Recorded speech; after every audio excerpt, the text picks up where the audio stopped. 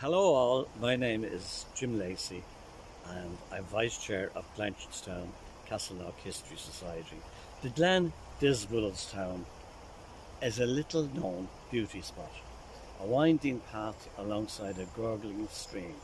It is a reminder or a remainder of the once vast oak forest, the Great Scaldwood, that stretched from what is today's Phoenix Park to the moor of Mead beyond Dunbine, and on the other hand stretching from the River Liffey to the Great North Road.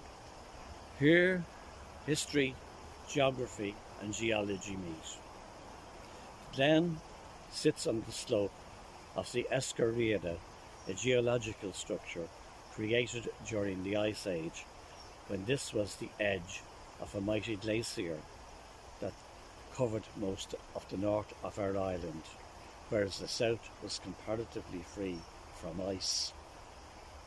The meltwaters of that great ice sheet at the end of the Ice Age created the series of hills and ridges made of pebbles, stones and rocks that stretch from Dublin to Connemara.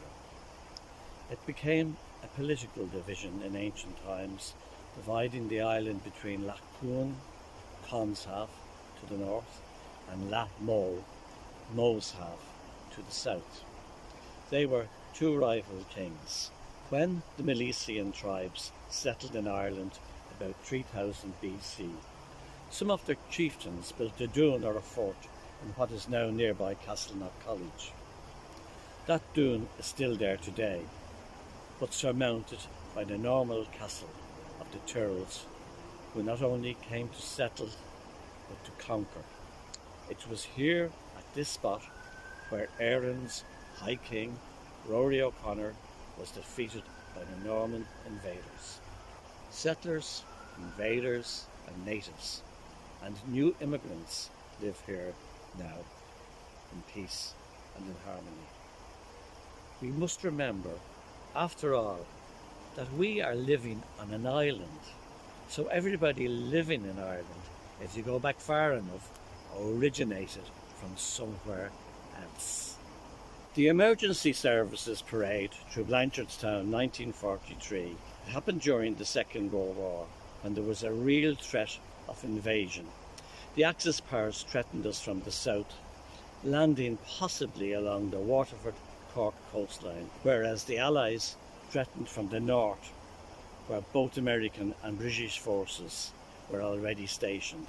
To let both sides know that we would resist any attempt of an invasion, the Defence Forces organised a series of well-publicised manoeuvres and war games.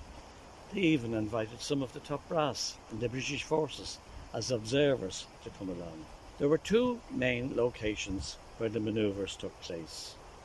One along the line of the River Lee and River Blackwater, and to the north along the line of the River Boyne, with a second line along the Royal Canal, very much a reminder of the ancient Lough Cuan, Lough Moe line that ran parallel with the Escoriada.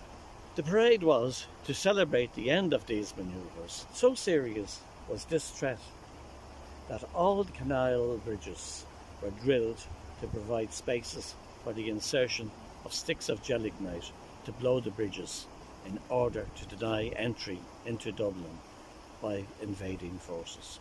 Lord Patrick, who lived in Abbottstown Domain, was a veteran of the First World War and was a grandson of the Duke of Wellington. He stood on the saluting base along with his fellow officers in the Irish Defence Forces as the parade marched past.